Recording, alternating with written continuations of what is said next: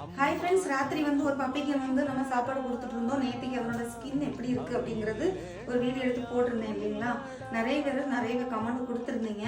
இருந்தாலுமே நான் இன்னைக்கு டாக்டரை பார்த்து ஒரு மாத்திரை கொடுத்துருக்காங்க. சரி, அதோட பேர் படித்து பார்க்குறேன்னு தெரிய மாட்டேங்குது. சரியா, இருந்தாலும் இது அந்த ஸ்கின்னுக்குள்ள பிரச்சனைக்கு இதை போட சொல்லியிருக்காங்க. அது போயிட்டு கிருமிக்கு மாத்திரை தந்திருக்காங்க.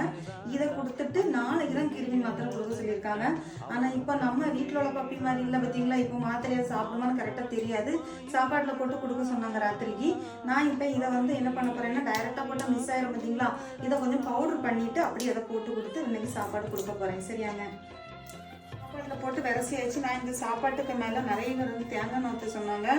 நான் இப்போ இந்த மாத்திரை சாப்பிடணும் பார்த்தீங்களா, அதனால கொஞ்சம் மேலால நெய் ஊற்றிருக்கேன். அந்த வாசனைக்கு அது சாப்பிடுவேன். அந்த ஃபுட்டு வெஜிடேரியன், அதனால சாதாரண போயிடக்கூடாது பார்த்தீங்களா. அதனால கொஞ்சம் நெய் விட்டு டேஸ்ட்டுக்காக கொடுத்துருக்கோம். இப்போ கொண்டு வச்சிடலாம். சரியா.